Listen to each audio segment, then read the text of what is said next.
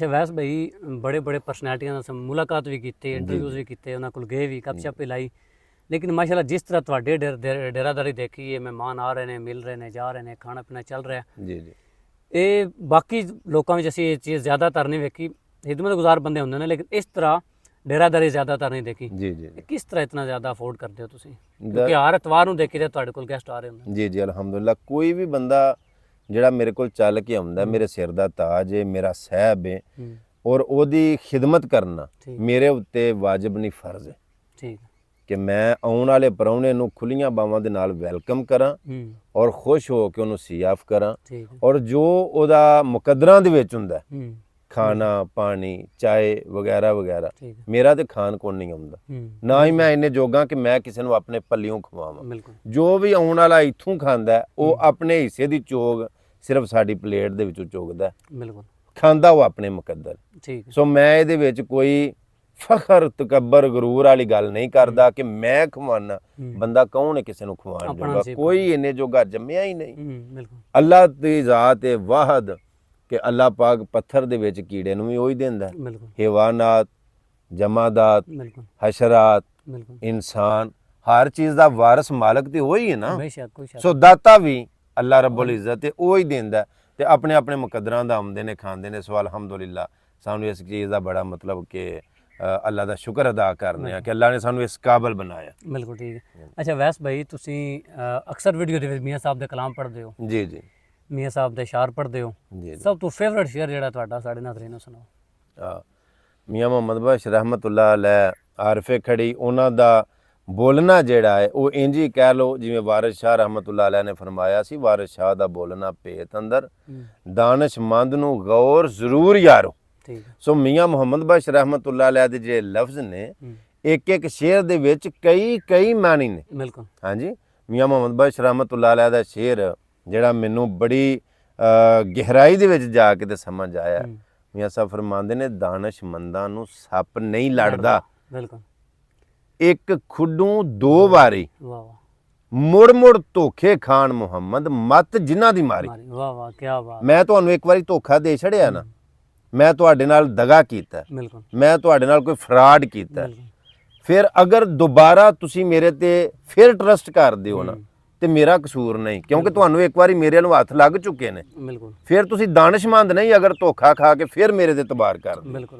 ਅਗਰ ਤੁਸੀਂ ਸਿਆਣੇ ਹੋ, ਅਕਲਮੰਦ ਹੋ, ਇੱਕ ਵਾਰੀ ਮੈਂ ਤੁਹਾਡੇ ਨਾਲ ਧੋਖਾ ਫਰਾਡ ਫਰੇਬ ਦਗਾ ਕਰ ਚੁੱਕਿਆ, ਫਿਰ ਤੁਹਾਡਾ ਦਾਨਸ਼ਮੰਦੀ ਦਾ ਤਕਾਜ਼ਾ ਹੈ ਕਿ ਤੁਸੀਂ ਮੇਰੇ ਤੋਂ ਕਿਨਾਰਾ ਕਰੋ, ਟਰਸਟ ਨਹੀਂ ਕਰਨਾ ਦੁਬਾਰਾ। ਬੜੇ ਮੀਆਂ ਸਾਹਿਬ ਦੇ ਸ਼ਾਰ ਵਿੱਚ ਬੜਾ ਇੱਕ ਸਬਕ ਔਰ ਪੂਰਾ ਪੂਰਾ ਇੱਕ ਮਜ਼ਮੂਨ ਛੁਪਿਆ ਜਿਹੜਾ ਬੰਦਾ ਸਮਝੇ। ਅੱਛਾ ਵੈਸ ਭਾਈ ਜੀ, ਬੜੇ ਲੋਕਾਂ ਵਿੱਚ ਭਾਮ ਪਾਇਆ ਜਾਂਦਾ ਹੈ ਕਿ ਵੈਸ ਭਾਈ ਇਤਨੇ ਖਰਚੇ ਨੇ, ਮਹਿਮਾਨ ਆ ਰਹੇ ਨੇ, ਗੈਸਟ ਹਾਊਸ ਬਣਾਇਆ ਤੁਸੀਂ, ਇਤਨੇ ਖਰਚੇ ਕਰਦੇ ਹੋ, ਤੇ ਇਹਨਾਂ ਦੀ ਇਨਕਮ ਕਿਤਨੀ ਹੈ? ਸੋਸ਼ਲ ਮੀਡੀਆ ਤੋਂ YouTube Facebook ਜਾਂ ਬਾਕੀ ਪਲੇਟਫਾਰਮ ਕਿਤਨਾ ਮਹੀਨੇ ਦਾ ਵੈਸ ਗੁੰਮਨ ਸਾਹਿਬ ਅਰਨ ਕਰ ਰਹੇ ਨੇ? ਫੇਸਬੁੱਕ YouTube ਤੋਂ ਅਲਹਮਦੁਲਿਲਾ ਮੈਨੂੰ 12 ਲੱਖ ਰੁਪਈਆ ਵੀ ਆਇਆ। ਅੱਛਾ ਮਾਸ਼ਾਅੱਲਾ। ਔਰ ਸਮ ਟਾਈਮ ਮਿਸਾਲ ਦੇ ਤੌਰ ਤੇ ਅੱਜ ਤੋਂ 1.5 ਸਾਲ ਪਹਿਲਾਂ ਇੱਕ 1.5 ਮਹੀਨਾ ਮੈਂ ਵਰਕ ਹੀ ਨਹੀਂ ਕੀਤਾ ਸੋਸ਼ਲ ਮੀਡੀਆ ਦੇ ਉੱਤੇ, ਬਸ ਕੋਈ ਹਲਕੀ ਫੁਲਕੀ ਕੋਈ ਤਸਵੀਰ ਅਪਲੋਡ ਕਰ ਦੇਣੀ, ਪੋਸਟ ਅਪਲੋਡ ਕਰ ਦੇਣੀ, ਉਦੋਂ ਅਰਨਿੰਗ ਨਾ ਹੀ ਆਈ ਤੇ 1 ਮਹੀਨੇ ਦਾ ਸਿਰਫ ਮੈਨੂੰ 35,000 ਵੀ ਆਇਆ ਸੀ। ਠੀਕ ਹੈ। ਅੱਛਾ ਹਾਂਜੀ, ਇਹ ਕੰਮ ਤੇ ਡਿਪੈਂਡ ਕਰਦਾ ਕਿ ਜਿੰਨਾ ਮੈਂ ਕੰਮ ਕਰਨਾ ਉਸ ਹਿਸਾਬ ਦੇ ਨਾਲ ਅਰਨਿੰਗ ਆਉਂਦੀ ਹੈ।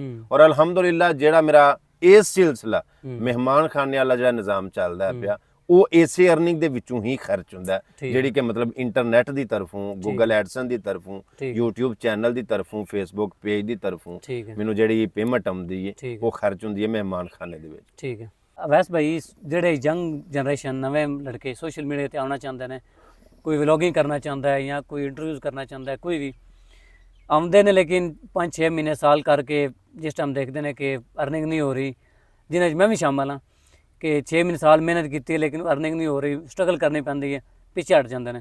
ਮਤਲਬ ਕਿ ਮੁਸਤਕਿਲ ਮਜ਼ਾਜੀ ਜਿਹੜੀ ਉਹ ਖਤਮ ਹੋ ਗਈ ਸਾਡੇ ਵਿੱਚੋਂ, ਉਹਨਾਂ ਕੀ ਪੈਗਾਮ ਦਿਓਗੇ ਲਾਸਟ ਤੇ? ਤੁਹਾਡੇ ਸਵਾਲ ਦੇ ਵਿੱਚ ਹੀ ਤੁਹਾਡੇ ਸਵਾਲ ਦਾ ਜਵਾਬ ਹੈ। ਠੀਕ ਹੈ। ਜਿਹੜੇ ਤੁਸੀਂ ਐਂਡ ਤੇ ਲਫ਼ਜ਼ ਮੁਸਤਕਿਲ ਮਜ਼ਾਜੀ ਵਾਲੇ ਬੋਲੇ ਨੇ, ਅਗਰ ਤੁਸੀਂ ਨਾ ਬੋਲਦੇ ਤੇ ਮੇਰੀ ਜ਼ੁਬਾਨ ਦੇ ਲਫ਼ਜ਼ ਜਿਹੜੇ ਨੇ ਤੁਸੀਂ ਦਰਾ ਛੜੇ। ਠੀਕ ਹੈ। ਤੁਸੀਂ ਮੁਸਤਕਿਲ ਮਜ਼ਾਜੀ ਦੇ ਨਾਲ ਔਰ ਖੁਦ ਇਤਮਾਦੀ ਦੇ ਨਾਲ, ਠੀਕ ਹੈ, ਬਿਲਕੁਲ ਬਾਕਾਇਦਾ ਵਰਕ ਕਰੋ ਬਿਲਕੁਲ ਆਪਣੇ ਆਪ ਨੂੰ ਅਗਰ ਤੁਸੀਂ ਡੀਮੋਟੀਵੇਟ ਕਰਦੇ ਹੋ, ਅਗਰ ਆਪਣੇ ਆਪ ਉਤੇ ਤੁਸੀਂ ਭਰੋਸਾ ਨਹੀਂ ਰੱਖਦੇ, ਤੁਹਾਨੂੰ ਆਪਣੇ ਆਪ ਉਤੇ ਟਰਸਟ ਨਹੀਂ ਹੈ, ਆਪਣੇ ਆਪ ਨੂੰ ਹੀ ਮੋਟੀਵੇਟ ਨਹੀਂ ਕਰ ਸਕੇ, ਤੁਸੀਂ ਅੱਗੇ ਕਿਵੇਂ ਵਰਕ ਕਰੋਗੇ? ਬਿਲकुल हकीकत। ਔਰ ਇਹ ਮੈਂ ਜ਼ਰੂਰ ਕਹਿਣਾ ਚਾਹਾਂਗਾ ਕਿ हजारों साल रोती रही नरगिस अपनी बेनूरी पे वाह बड़ी ही मुश्किल से होता है चमन में दीदाए वर पैदा। वाह वाह वाह।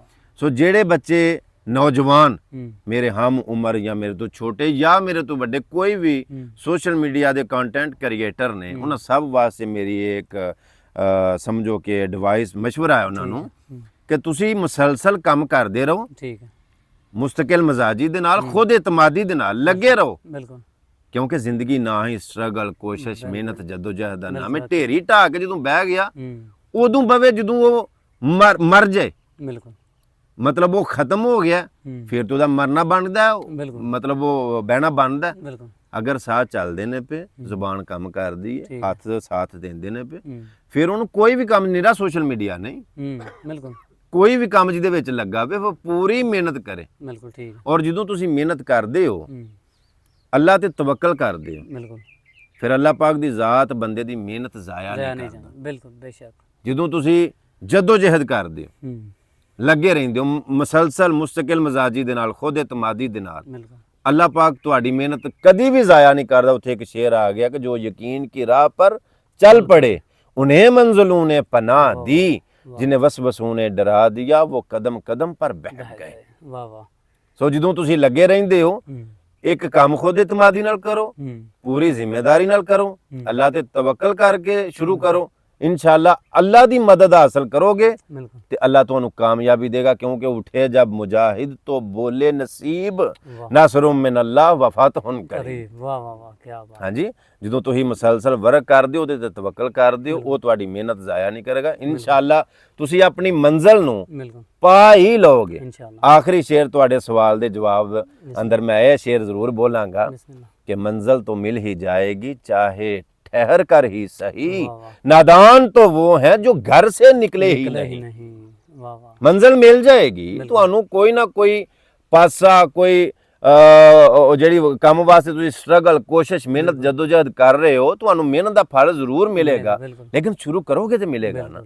ਜੇ ਹੱਥਾਂ ਤੇ ਹੱਥ ਰੱਖ ਕੇ ਤੇ ਸਿਰਫ ਉਹ ਕੋਈ ਮੌਜੇ ਦੇ ਇੰਤਜ਼ਾਰ ਅੰਦਰ ਬੈਠੇ ਰਹੋਗੇ ਨਾ, ਤੇ ਅਸਰਾ ਨਹੀਂ ਹੁੰਦਾ। ਫਿਰ ਤੁਹਾਨੂੰ ਕੋਈ ਨਾ ਕੋਈ ਕਰਨਾ ਪਏਗਾ। ਬਿਲਕੁਲ ਠੀਕ ਹੈ। ਵੈਸੇ ਭਾਈ ਮੈਂ ਮੀਆਂ ਸਾਹਿਬ ਦਾ ਬੜਾ ਸ਼ੁਦਾਈ ਹਾਂ ਜ਼ਾਤੀ ਤੌਰ ਤੇ। ਮਾਸ਼ਾਅੱਲਾ। ਐਂਡ ਤੇ ਇੱਕ ਮੀਆਂ ਸਾਹਿਬ ਦਾ ਸ਼ੇਰ ਹੋ ਜਾਏ।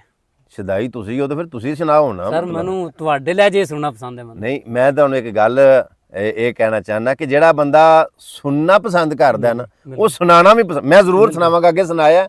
ਇੱਕ ਸ਼ੇਰ ਤੁਸੀਂ ਸੁਣਾਓ ਸ਼ਦਾਈ ਬੰਦੇ ਨੂੰ, ਮਤਲਬ ਉਹ ਜਿਹੜੀ ਉਹਦੇ ਅੰਦਰੋਂ ਗੱਲ ਨਿਕਲਦੀ ਹੈ ਨਾ, ਉਹ ਗੱਲ ਬੜੀ ਪੁਰ ਅਸਰ ਹੁੰਦੀ ਹੈ ਔਰ ਬੜੀ ਪਾਵਰਫੁਲ ਹੁੰਦੀ ਹੈ। ਤੁਸੀਂ ਇੱਕ ਸ਼ੇਰ ਮੀਆਂ ਸਾਹਿਬ ਦਾ ਸੁਣਾਓ। ਮੈਂ ਤੁਹਾਡੇ ਜ਼ਬਾਨੀ ਸੁਣਨਾ, ਅੱਗੇ ਮੀਆਂ ਸਾਹਿਬ ਦੇ ਸ਼ੇਰ ਸੁਣਨਾ, ਬੜਾ ਸ਼ੌਕ ਨਾਲ ਸੁਣਨਾ। ਪਿੱਛੇ ਵੀ ਸੁਣਿਆ ਕਰੋ। ਤੇ ਲੋਕ ਵੀ ਜਿਹੜੇ ਵੇਖਣ ਵਾਲੇ ਨੇ ਨਾ, ਉਹਨਾਂ ਮੈਨੂੰ ਪਸੰਦ ਕੋਈ ਨਹੀਂ ਕਰਨਾ, ਮੇਰੇ ਤੁਹਾਡੇ ਆਵਾਜ਼ ਵੀ ਪਸੰਦ ਕਰਨਾ। ਮੀਆਂ ਸਾਹਿਬ ਫਰਮਾਉਂਦੇ ਨੇ ਕੱਚ ਵੀ ਮਣਕਾ ਤੇ ਲਾਲ ਵੀ ਮਣਕਾ, ਵਾਹ ਇੱਕੋ ਰੰਗ ਦੋਵਾਂ ਦਾ। ਵਾਹ ਕੱਚ ਵੀ ਮਣਕਾ ਤੇ ਲਾਲ ਵੀ ਮਣਕਾ, ਵਾਹ ਇੱਕੋ ਰੰਗ ਦੋਵਾਂ ਦਾ। ਵਾਹ ਪਰ ਜਦ ਸਰਾਫਾਂ ਅੱਗੇ ਜਾਵਣ ਫਰਕ ਹਜ਼ਾਰ ਕੋਵਾਂ ਦਾ। ਵਾਹ ਵਾਹ।